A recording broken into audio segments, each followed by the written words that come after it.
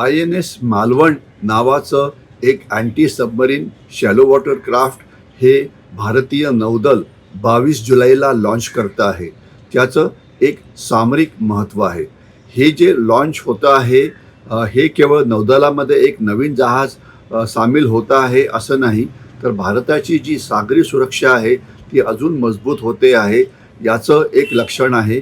आणि याच्याशिवाय ही नौका भारतात बनल्यामुळे स्वदेशी तंत्रज्ञान आणि भारताचा जो सांस्कृतिक वारसा आहे ते पण बळकटी दाखवण्याचं एक महत्त्वाचं पाऊल आहे. सर्वात पहिले बघूया की INS मालवण जे आहे याचं सामरिक महत्त्व काय आहे.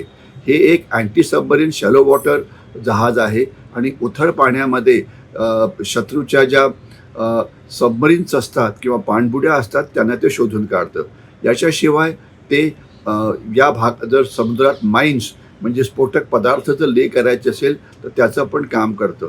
यांच्याकडे आधुनिक सोनार म्हणजे अशी रडार्स आहेत की ज्याच्यामुळे शत्रूच्या सबमरीन्सना शोधता येतं आणि यामुळे आपला जो किनारपट्टीचा जो भाग आहे तो जास्त सुरक्षित होईल.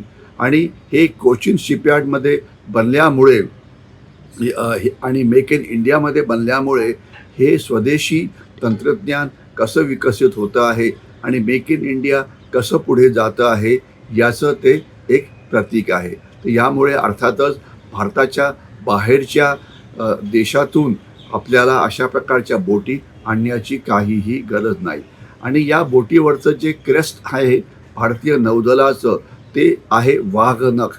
वाघनख म्हणजे आपल्याला माहिती आहे वाघनख जे आहे छत्रपती शिवाजी महाराजांचं ज्याचं महत्त्व आहे की साहस, चपळता, निडरता आणि अचूक वार करणे.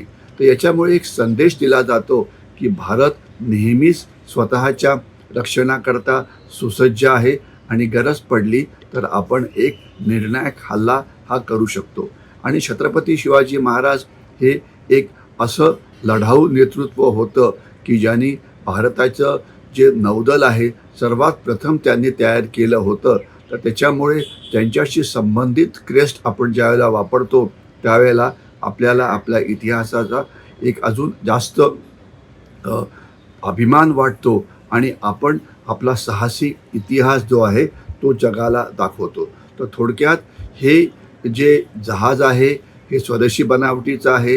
याच्यामध्ये याचं प्रतीक आहे वाघनख की जे अतिशय भारतीय आहे. आणि हे जहाज आत आल्यामुळे जी जुनी जहाजं आहेत नौदलाची त्यांची आपल्याला बदली करता येईल. कारण सध्या चीन आणि पाकिस्तानच्या पाणबुड्या जर आपल्या भागात आल्या तर त्याच्यावरती लक्ष कसं ठेवायचं त्याकरता त्याचं लक्ष वाढेल. आणि थोडक्यात आपण या जहाजामुळे जगाला दाखवून देतो आहे की आमची सागरी सुरक्षा मजबूत आहे. आमच्याकडे वाकड्या नजरेने बघू नका. आमची शस्त्र यांचं आधुनिकीकरण हे वेगाने सुरू आहे.